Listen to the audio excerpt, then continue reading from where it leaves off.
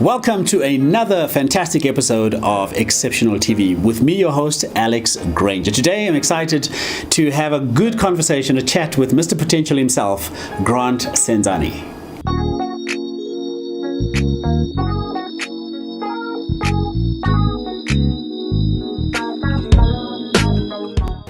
Grant Senzani, welcome to Exceptional TV, man. How you doing? I'm good, man. I'm good. Thanks for having me. Awesome. So, who is Grant? Right. So Grant right now is a writer. There's like right now, then there's... Yes. There's right now, and then there's where Grant wants to be. And where Grant wants to be is typically in a realm where he's professional speaking 24/7. Fantastic. Yeah. Okay. Yeah. Anything else you're involved in? Anything else I'm involved in? Just a company that I also run with a partner called Good Soil Life Coaching. Okay. And what we typically do there is that we find ways of getting people to actualize their potential. That's typically fantastic. Yeah. I love that. So you're an author, yeah, right? You released your book. Was it earlier this year or last year? It was last year. Last year. Jeez, time flies, right? Yes, it does. When the golden goose doesn't lay eggs. In fact, just give me that book right there. And so that's the book. That's the book by Grant. And look who did the forward. It was me. Great book indeed. Yeah. And very interesting title. Tell us about your journey writing this book. It was a tough journey. It took me about 2 years to write that book. 2 years? 2 years, yeah, I know. Were you writing a page a day? A page a day, I think. That might have just worked out, yeah. But how did some of the challenges you had? Some of the challenges that I had, things like writer's block and so forth, where you'd actually write and go, that was nonsense, Let's see where you had writer's block, let's see. Oh, there's a blank page here. That must have been it. Yeah, large bit. How's the book done? I mean, I've seen a lot of stuff on social media where the golden goose has landed. Yes. And I understand you're working on a follow-up book. 100%. What's it called? So the follow-up book is The Golden Goose Learns to Sell. And we just look at the ABCs of actually turning your potential into something that you can market.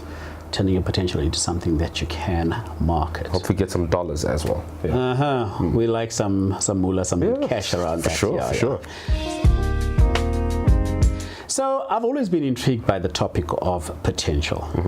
And often because it's almost abstract, right? It's almost like it's kind of pie in the sky. How tangible is potential? How tangible is potential? I think potential is very, very tangible. Very, very tangible. It's also dependent on where or what it is that you're trying to see. So what I view potential as is that everybody's typically here and they understand where they are and who they are at that point in time. And then they project themselves to a point where they're like, okay, you know what, I'd prefer that I was this person at this point in time. Typical example, here I am, I'm Grant, I want to get into public speaking. Do I have public speaking potential? And that's when that whole gap comes into play. So potential is really the gap between who you are and what it is that you want to be or who you want to become. Is it inherent? I mean, is it something genetic? Like, let's say I'm a potential CEO. Does that exist? No, I don't think so. I think we're all born with inherent gifts, definitely. All right. So my voice, for instance, that's something that I got inherently. That's a gift. That is a gift. That is a very good gift. The voice is a gift. Grant's voice is a gift, guys. Okay. And that could help me. Going into professional speaking as a whole. But there are things that I do have to learn through hard work. How to stand up, how to command a crowd. That's something that I have to learn over time. So how do you do that? Well, you find places where you can practice and learn to gain those skills. In my case, Toastmasters was my breeding ground. That's where I learned how to finally articulate myself in such a way that people actually understand. And through things like that, you're able to then start to cultivate this potential that you have. Yeah. So obviously we're talking about how to cultivate potential, how to improve or enhance your skill set, and also maximize on your gifts and talents. But how does one sitting at home right now watching and say like, okay, look, I really don't know what my potential is. Like how do you find out what your potential is? Oh, that's a tough one. It's a tough one, right? I'm sitting and I'm watching Alex and Grant. I like his voice. Yeah. His voice is the thing. I don't know what my potential is. Like, how do I discover it? Do you know?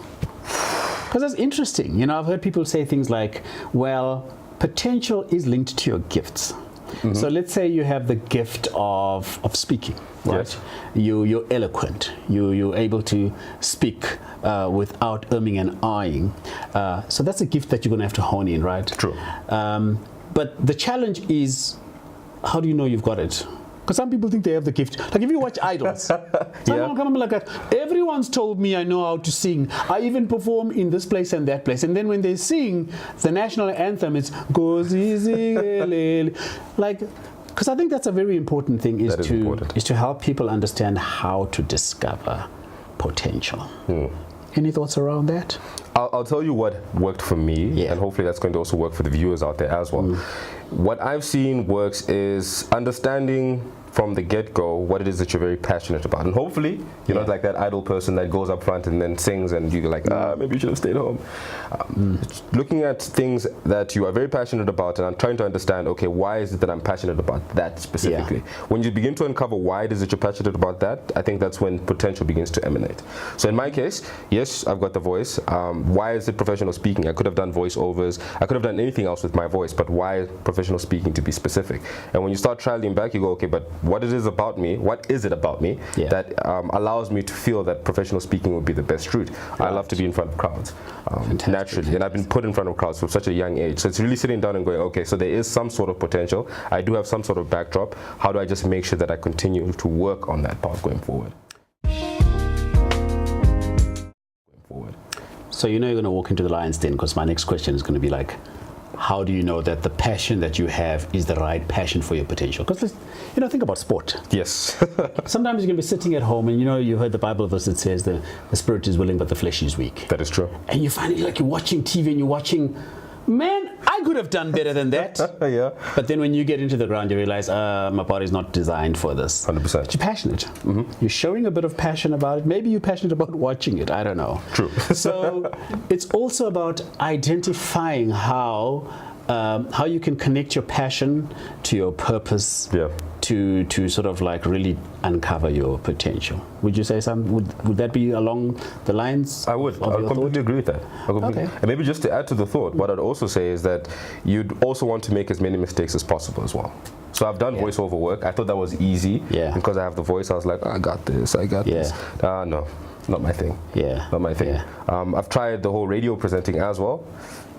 Not my thing either. Not my thing either. But you need to be out there and actually be willing to make the mistakes. And through the mistakes, you start going, that works, that doesn't work, maybe I should try this. And hopefully you'll actually get along. There's another thought around potential that says if you have potential and you have a gifting towards something, it comes to you easily. You don't find like it's an effort to do something that you're good at, right? Fair enough. It's natural. Like I mean, I speak, right? Yes. So I tell you, favorite place on stage. I'm the most comfortable, I'm the happiest. Give me a crowd of 12, give me a crowd of 15,000. Man, I just don't introduce me, I just want to talk.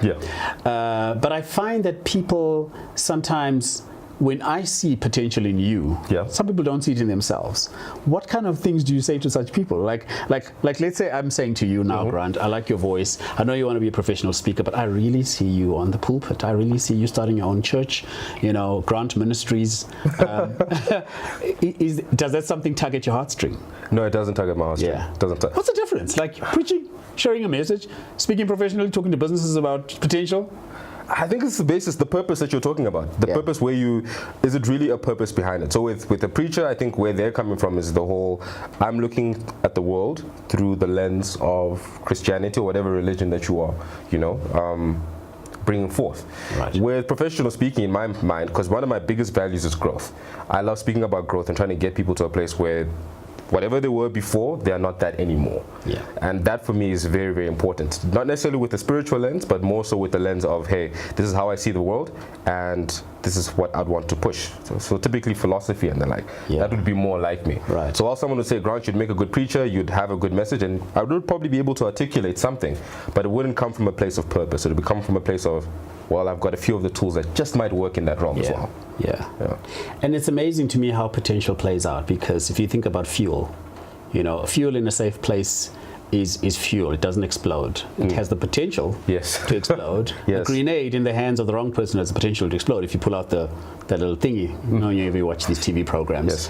And I suppose within each and every one of us resides that type of potential. That is true. So we're having a conversation here with Grant Senzani, author, professional speaker. So we do this as we come to the end of the episode, and we ask you to just share some call to actions, Call to action.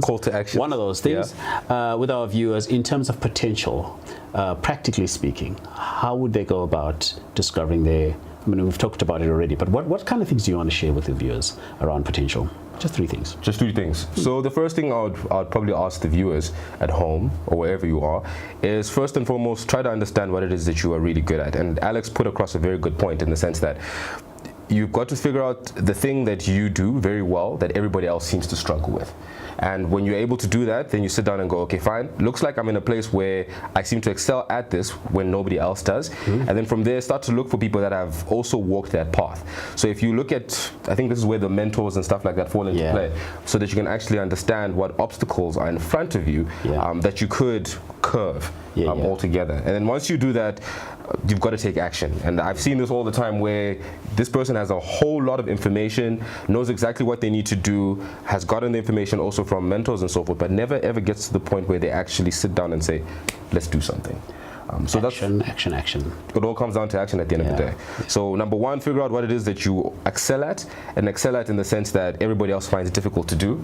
Look for people that are in that field that are further along the way than you are. Right. And then secondly, lastly, or thirdly, yes. So thirdly, yeah. Thirdly, yeah. And thirdly, yeah. Ensure that you actually have an action plan that you execute on. Fantastic. I like point number 2 a lot, because we learn so much from other people. That's true. Young and old. Sometimes it's not necessarily a coach or a mentor. From people around you, from children, from young people, from grandparents, people there's so much knowledge that's just sitting about us, and when we tap into that, it's good for our growth. Grant, thank you so much for coming through. Thanks for having me. Guys, go out there, get this book, When the Golden Goose Doesn't Lay Eggs, Lessons on Fulfilling Your Potential, right here from Mr. Potential. From me, remember, tune in again. It's every Monday, right here on YouTube. You can check out Exceptional TV. Connect with us, all these platforms, Instagram, Facebook, Twitter, and also subscribe.